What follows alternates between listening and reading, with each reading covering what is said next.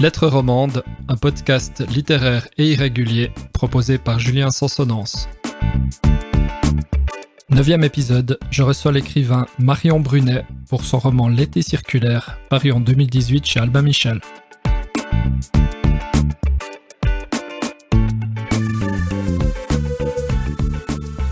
Marion Brunet, bienvenue, merci d'avoir accepté cette invitation pour notre podcast Lettres romandes.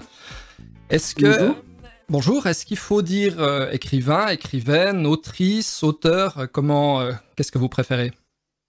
Je sais pas, c'est un peu compliqué pour moi, j'y réfléchis, j'ai tendance à dire auteur avec un E, parce que ça a quelque chose de plus global, mais en même temps je trouve un certain intérêt aussi à ce qu'on retrouve la féminisation qui existait auparavant, qui était donc autrice, mais c'est vrai que j'ai tendance encore à dire auteur. Je ne sais pas ce qu'il en est en France, en tout cas en Suisse, c'est une question qui est discutée, qui est presque politique parmi les autrices et les auteurs. Il y a plusieurs familles, il y a les auteurs, les autrices. Voilà, ça dépend peut-être du niveau d'engagement féministe aussi des auteurs en question. Est-ce que vous-même vous décririez comme une écrivain ou même une personne féministe ? Oui, complètement. Et même, donc du coup, effectivement, j'aurais tendance à politiquement utiliser le mot autrice. Je pense que j'y suis pas encore complètement habituée. Donc, il y a aussi le côté old school qui me rattrape et j'ai tendance à dire auteur. Mais sinon, au niveau du principe, si, je trouve ça plutôt très bien qu'on dise autrice. D'accord, très bien. Alors, avant de parler de votre livre, on est évidemment en période un petit peu particulière, en période de confinement, de semi-confinement pour la Suisse, mais le principe est plus ou moins le même. Peut-être vous demander comment allez-vous et comment est-ce que vous vivez cette situation un petit peu particulière ? Je suis confinée dans des conditions que je considère comme privilégiées, puisque je suis dans un appartement de taille tout à fait raisonnable et que je pense que par contre ça doit être assez terrible pour pas mal de gens qui vivent dans des conditions beaucoup plus difficiles que les miennes. Après oui, c'est assez anxiogène, hein, ça je pense qu'on n'y échappe pas, quelle que soit la taille de nos maisons. Voilà, donc plutôt anxieuse, j'ai du mal à écrire. Au début, j'ai réussi, je me suis dit, voilà, t'as du temps devant toi, t'as l'obligation presque d'être derrière ton ordi, donc tu t'y mets, et puisque je suis sur un roman en cours. Et les premiers jours, ça a plutôt pas mal marché. Là, je dois dire que le temps passant, ça devient de plus en plus compliqué. Voilà, je trouve que c'est pas non plus une période facile. Alors justement, je voulais vous demander si on peut, d'après vous, tirer quelque chose d'un point de vue littéraire de cette période. Vous savez qu'il y a un nouveau genre qui commence à apparaître, qui est le roman de confinement ou le journal de confinement. Un certain nombre d'auteurs et d'autrices nous proposent leurs journaux du confinement avec une qualité peut-être un petit peu variable entre les différents journaux. On peut aussi imaginer à quoi risque de ressembler ou va ressembler la prochaine rentrée littéraire, pour autant qu'elle ait eu lieu, mais voilà, on peut imaginer qu'un certain nombre de romans vont se dérouler dans le contexte du confinement. Qu'est-ce que vous en pensez de ce type de littérature-là ? Est-ce que vous en pensez quelque chose ? Alors, de ce que j'ai lu, moi, c'est plutôt quelque chose qui me met très en colère, parce que ce que j'en ai lu, ce sont des auteurs et des autrices ultra privilégiés, et qui racontent leur confinement. Ça frôle l'indécence, en mon sens. Ça frôle pas, d'ailleurs. Je pense qu'on est complètement dans l'indécence. On est dans le déni du reste du monde. On est hors sol. C'est ça, on les a beaucoup critiqués sur ce côté très bourgeois qui s'ennuient un petit peu dans leur parc et dans leur grand jardin, et puis qui regardent le ciel sans avion et qui regardent tournoyer les oiseaux. C'est pas tout à fait votre littérature, je pense. Non, pas du tout. Oui, je pense que ça vient juste appuyer des choses qui étaient déjà là avant le confinement. Ça vient juste confirmer, et ça vient... Et c'est pas inintéressant en soi d'identifier aussi quel type de journaux de confinement émergent de ce type de vie. Et voilà, je trouve que ça correspond bien à l'époque. Et donc ça, non, ça m'afflige. Et puis plus que ça, je crois que ça me met vraiment en colère. Et je pense qu'on a mieux à offrir, j'espère. Voilà. Après, il y aura peut-être des journaux intéressants. Je sais pas, il faudrait que je lise, parce qu'à part ces journaux-là, j'en ai pas lu d'autres. J'ai pas lu de textes vraiment, alors à la limite peut-être des textes, oui, réflexifs, d'analyse politique même de ce qui se joue dans ce confinement, dans les prises de position politique liées au coronavirus. Après, est-ce que ça va aussi donner des idées aux gens qui sont confinés chez eux et qui, du coup, ont du temps pour explorer des idées qu'ils avaient et qu'ils n'avaient pas le temps d'écrire ou de dérouler, peut-être? Oui. Voilà. Peut-être que des expérimentations littéraires sont possibles sur de nouveaux formats. Peut-être que des blogs qui étaient en sommeil depuis plusieurs mois, plusieurs années vont être réactivés. C'est pas impossible que ça donne lieu à des choses intéressantes en littérature. Peut-être on pourrait être surpris. En Suisse, on dit déçu en bien. C'est l'expression qu'on utilise. J'aime bien. Voilà, on va peut-être être déçu en bien de la prochaine rentrée littéraire. À voir. Ce qui est plus inquiétant, c'est évidemment la situation des maisons d'édition, en particulier des petites maisons d'édition qui survivaient parfois difficilement avant la période qu'on connaît et qui risquent malheureusement effectivement de disparaître. Et ça, c'est sans parler des librairies et de toute la chaîne du livre. Les librairies, ça va être une catastrophe. Hein. C'est terrible. Tout à fait. D'autant que le gouvernement n'a pas été capable de mettre un frein définitif à l'activité d'Amazon. Et donc ça laisse la porte ouverte à ce géant-là qui va récolter énormément en même temps que les petites librairies vont mourir. Oui, tout à fait. Ils embauchent d'ailleurs à tour de bras tout ce qui est livraison à domicile. C'est un secteur, je le dis avec un petit peu de cynisme, mais ça semble un secteur d'avenir, hein, tout ce qui est livraison à la maison de livres et de services. Oui, alors ça, c'est l'autre sujet qui me met très en colère. Oui, ça me met très en colère. Je pense que c'est justement peut-être encore plus une période où il faut s'interroger là-dessus et se rendre compte que non, c'est pas possible. Enfin, quand quelque chose arrive à la maison, c'est pas arrivé tout seul. Hein. Il s'est pas mis tout seul dans son petit carton et qu'il y a des gens derrière et que les conditions de travail sont pas les mêmes justement pour ces gens-là. Et on leur dit pas de rester chez eux, on leur dit pas de rester confinés, on les envoie travailler avec les risques que ça comporte. Et donc non, moi je me suis même disputée avec plusieurs personnes qui continuent de faire appel à ces services de livraison. Et moi, je trouve que éthiquement, c'est pas argumentable. Tout à fait. Alors, je ne sais pas ce qu'il en est en France. En tout cas, en Suisse, il y a beaucoup de librairies qui font savoir qu'elles envoient aussi elles-mêmes les livres par la poste. Donc, voilà, peut-être encourager nos auditeurs à se renseigner auprès de leur librairie habituelle qui est probablement et même certainement fermée, mais qui pour le coup parfois continue à fonctionner même si elle est fermée pour les envois. Alors la poste, le problème c'est que je pense que dans pas mal d'endroits elle ne fonctionne plus. En tout cas chez nous elle ne fonctionne plus. En revanche, je sais que par exemple ma librairie de quartier, ils sont en train d'envisager un petit peu comme quand on va chez le boulanger et qu'il y a une petite file d'attente avec de l'espace et en fait les gens commanderaient. Et où il y aurait une livraison directe en fait avec toutes les barrières de sécurité qui permettraient ça et des commandes en amont pour que les livres soient mis de côté pour des gens qui viendraient les acheter. Absolument. En tous les cas, adressez-vous à votre libraire de quartier. Oui. Ils en ont plus que jamais besoin. Alors on va parler de votre roman L'été circulaire, qui n'est pas votre dernier roman, mais qui est paru en 2018. Comment vous parleriez de ce livre? Comment vous le résumeriez en quelques lignes? Alors, je vous raconte un petit peu l'histoire? Oui, sans dire la fin, évidemment. Mais... Non, bien sûr.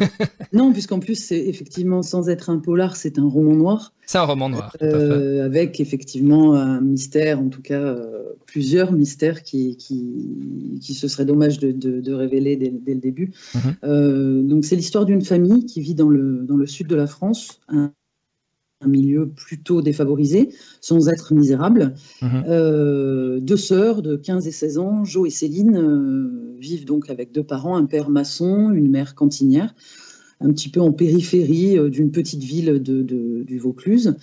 Et le roman s'ouvre sur l'annonce de la grossesse de Céline, l'aînée, qui a 16 ans, et qui, sous les claques de son père, refuse de donner le nom du père, le nom du géniteur de la personne qui l'a mise enceinte. Voilà. Donc à partir de là, le roman va se construire autour d'une tension, de la tension du père, qui assez violent, qui va chercher un petit peu des coupables, des responsables, à la fois à cette situation et en même temps à travers ça, on voit aussi comment lui, il est aussi humilié par le système et comment cette revanche qu'il va essayer de prendre, elle est aussi liée à sa propre vie, à ses propres échecs et à une situation sociale difficile.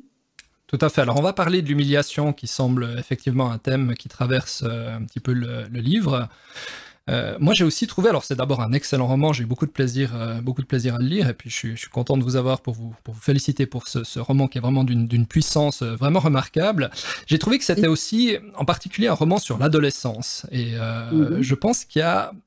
J'ai lu peu de romans sur l'adolescence qui sonnaient aussi justes. J'ai été très frappé, ça m'a... comment est-ce qu'on parle de l'adolescence sans plus être adolescente, évidemment, on a tous vécu cette période, mais j'ai trouvé que vous trouviez les mots, les expressions, les situations sonnaient vraiment très justes. Est-ce que c'est un grand roman sur l'adolescence? Alors, oui, un grand roman, merci. Alors, il faut savoir que moi, j'écris aussi en jeunesse. J'ai commencé en jeunesse, mais pas en jeunesse pour tout petit, en jeunesse pour adolescents, justement, et que je mets très très souvent en scène des adolescents dans mes romans. C'est un petit peu c'est un âge que je trouve particulièrement intéressant, parce que je trouve que c'est vraiment... c'est l'âge romanesque par excellence, tout se joue, tout est nouveau en fait dans l'adolescence, donc les choses sont vécues pour la première fois, donc elles ont cette intensité-là de la première fois. Il y a aussi le moment, c'est un moment de choix, un moment de rupture, de construction individuelle qui parfois va se faire en contre de la famille. Enfin, voilà, c'est vraiment un moment de grand bouleversement. Donc c'est un âge passionnant.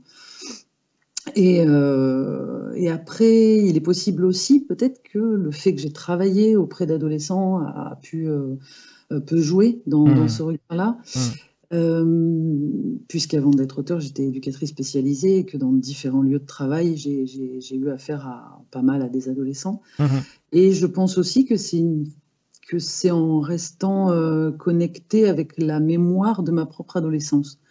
Parce qu'au fond, je pense que ce qui se joue dans l'adolescence, quelle que soit la génération, c'est quasiment la même chose.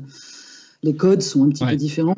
Les expressions ne sont pas les mêmes, les références culturelles ne sont pas les mêmes, mais les difficultés, les souffrances, il y a beaucoup de violence finalement dans votre livre d'une manière générale et dans l'existence de ces deux sœurs adolescentes. Mais je pense que l'adolescence, de toute façon, est une période violente. Intérieurement, c'est un moment de violence, c'est un moment où les choses se sont remuées, sont intenses. Donc... je pense vraiment, quelle que soit la génération, même à une époque où le concept d'adolescence n'existait même pas, mais le moment où on devient adulte et où on ne l'est pas encore tout à fait, c'est ce moment de transformation, il est violent. D'ailleurs, on parle de crise d'adolescence, et crisis en grec, ça signifie le choix. C'est vraiment un moment les choix, ça se fait rarement dans la douceur, il y a un moment où ça... Voilà, on dit choisir, c'est renoncer. Donc c'est tout un tas c'est un moment d'apprentissage exceptionnel, je trouve. Ce que j'ai beaucoup apprécié dans votre livre aussi, c'est votre capacité à restituer des climats.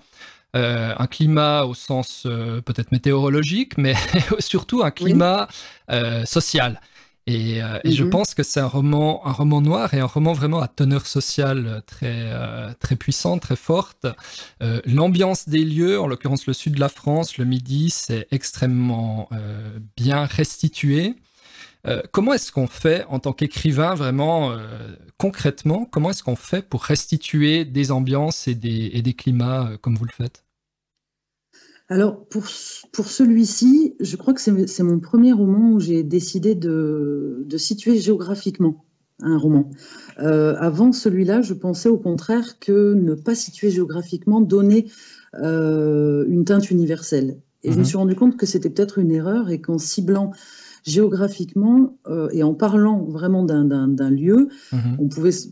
En fait, ça avait la même valeur universelle, puisque on se rendait compte qu'une tragédie comme celle-là peut tout à fait se dérouler sous un autre climat, dans un autre pays, enfin peut-être pas dans un autre pays, mais en tout cas dans d'autres régions, et que c'était tout de même intéressant d'explorer la géographie comme ça, et que ça donnait une couleur, justement. Ça donnait Et cette région, c'est une région que je connais bien, donc c'est aussi pour ça que j'ai choisi voilà, de situer mon roman à cet endroit-là. J'ai trouvé que c'était un endroit assez intéressant parce que c'est vraiment un lieu de contraste. On est à la fois dans des paysages de cartes postales que les touristes adorent venir visiter, et en même temps, c'est une région pauvre.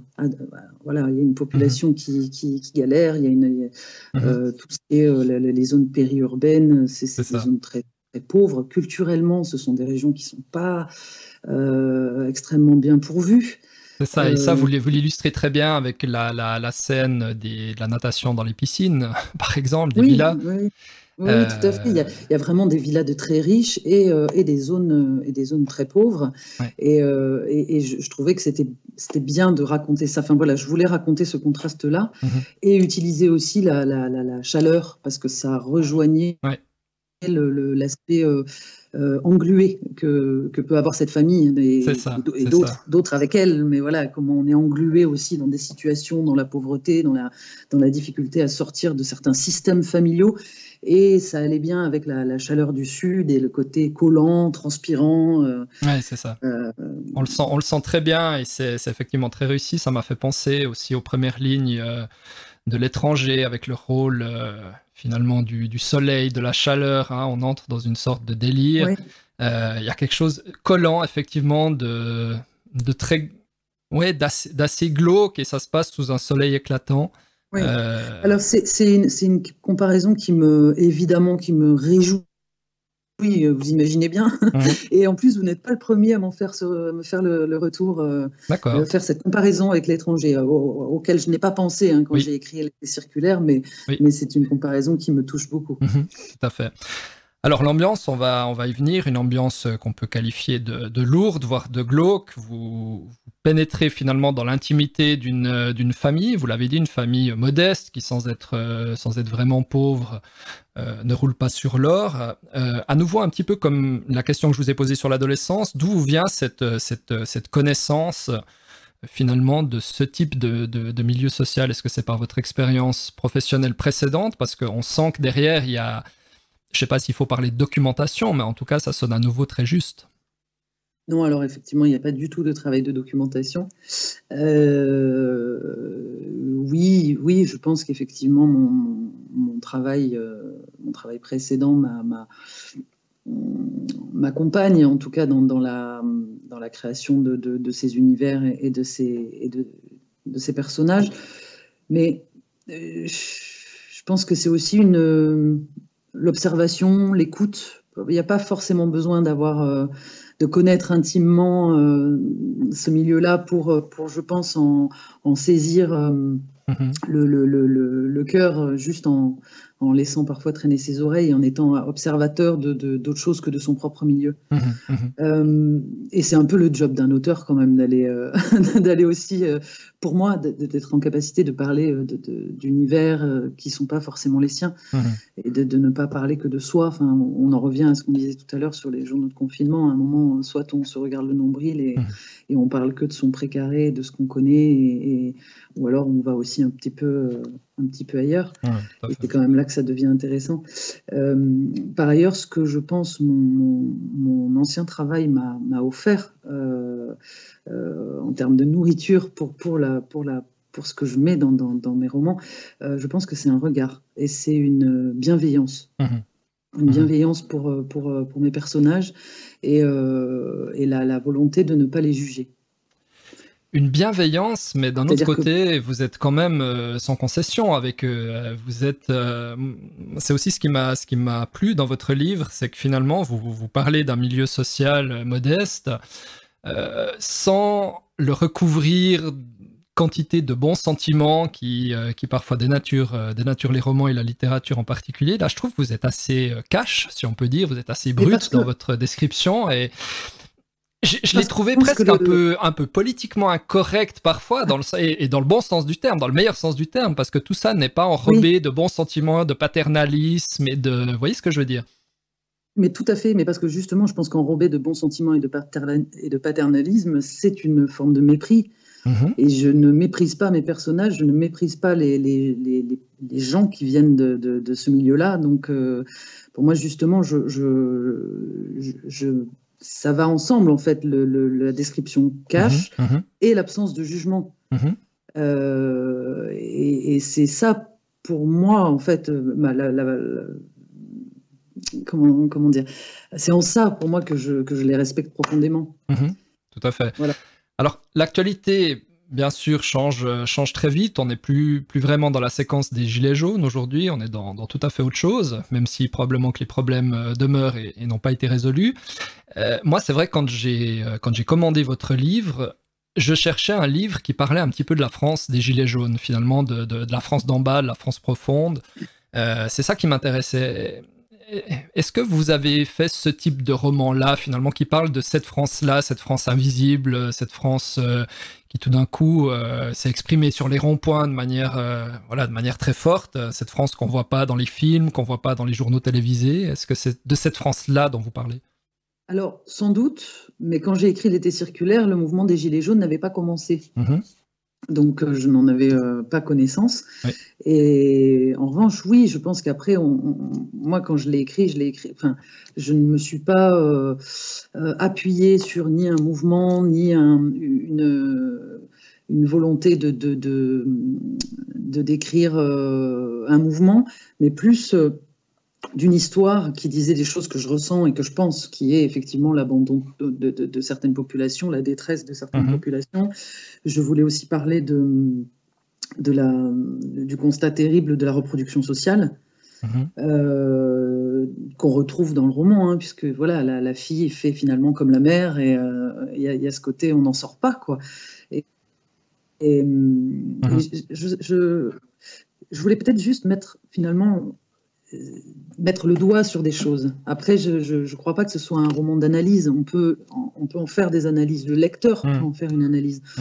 Mais j'ai eu l'impression que je raconte une histoire avant tout, et que la prise de position politique, elle est presque dans le choix de mes personnages.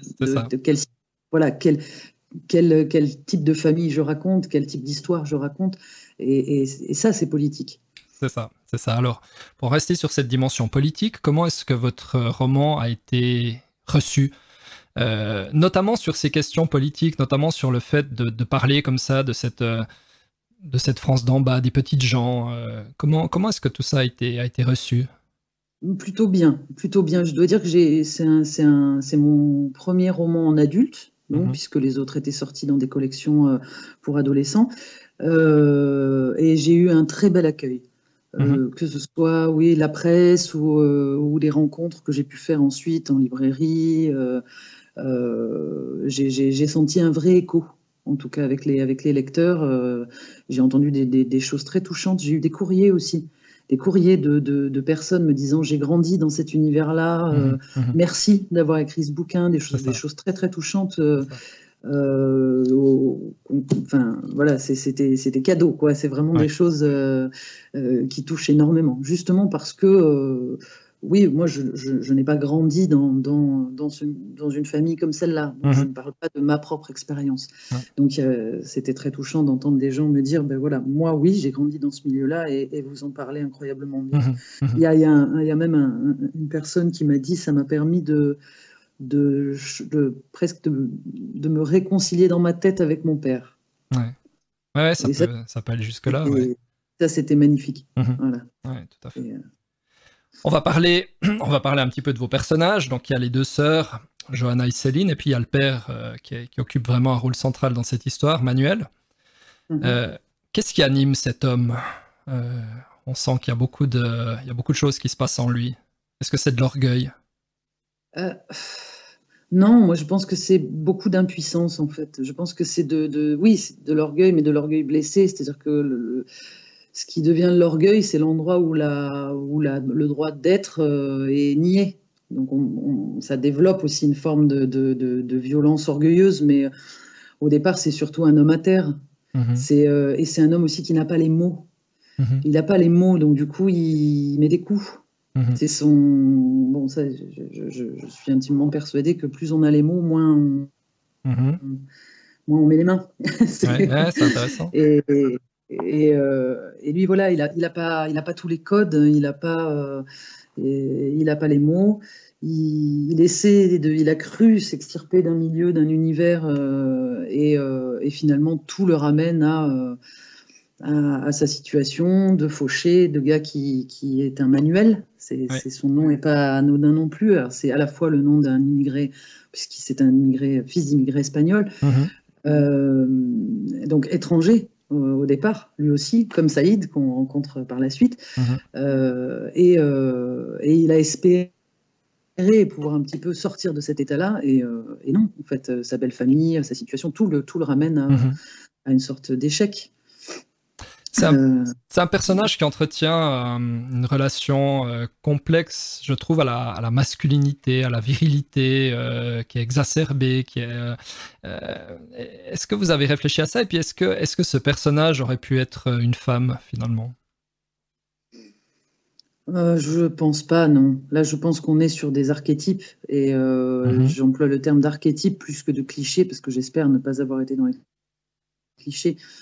Mais c'est un archétype que, pour le coup, j'ai pu largement rencontrer en vivant dans le Sud depuis un bon nombre d'années, quand même. Oui. Mais oui, c'est quand même des régions où on peut rencontrer... ce type de personnage doit exister, effectivement. Complètement, avec des visions assez sexistes, avec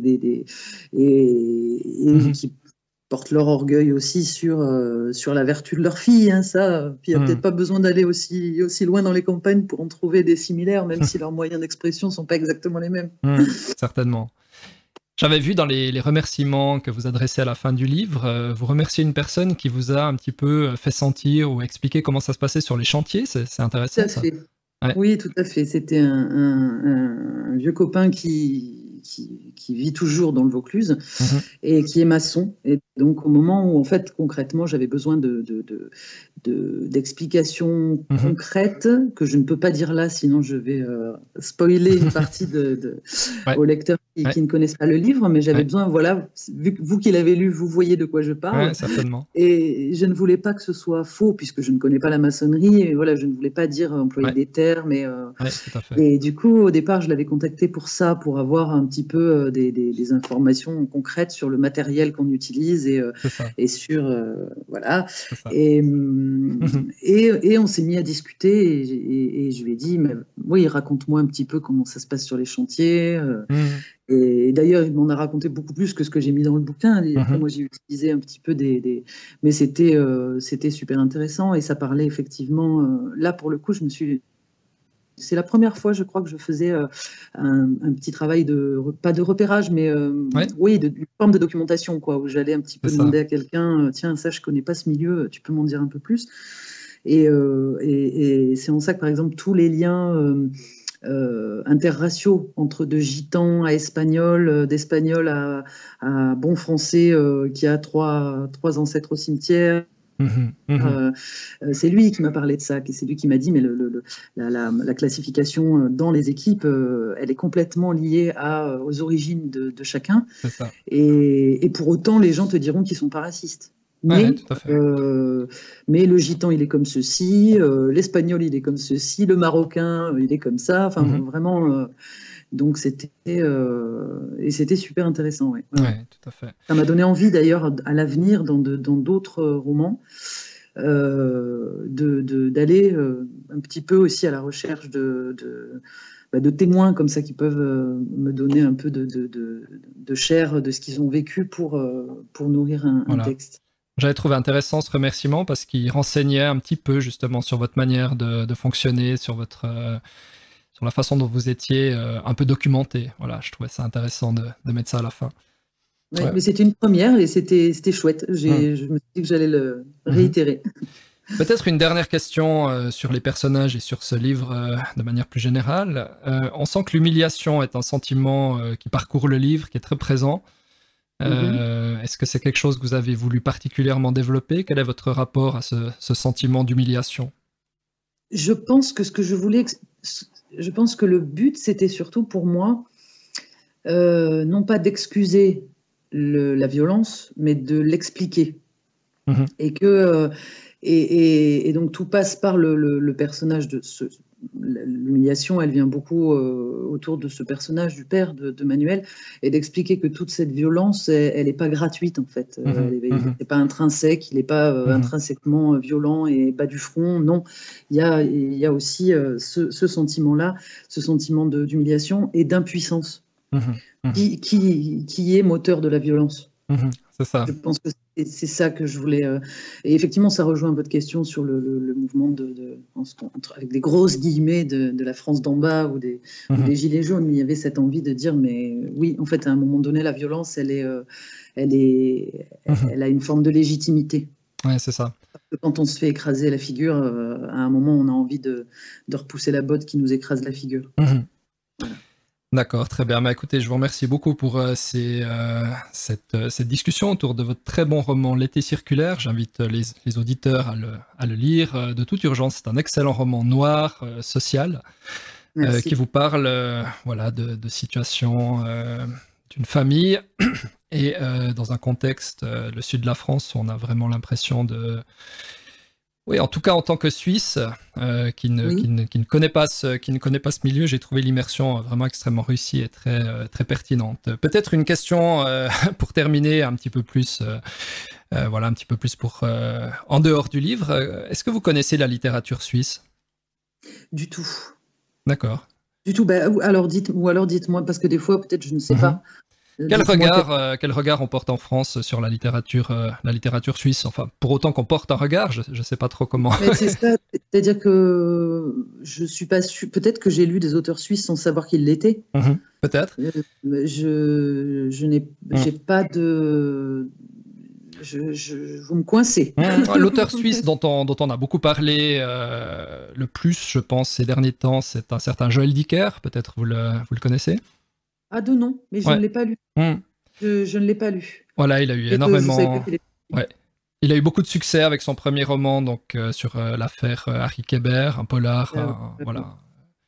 Mais, tout à fait, mais je ne l'ai pas lu, mais ça m'intéresse, en tout cas, de le lire. Si j'en ai entendu dire du bien, je le lirai volontiers. Et d'autres, vous avez d'autres noms?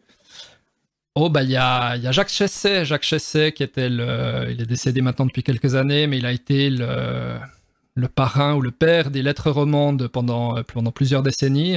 Il a obtenu le prix Goncourt en 1975, sauf erreur. Oui, je crois que c'était dans ces eaux-là, avec L'Ogre, qui est un excellent roman sur le rapport au père, roman assez violent, assez fort aussi, que je vous recommande. Donc Jacques Chesset est un nom important dans la littérature contemporaine en Suisse romande. On peut penser à Ramu aussi.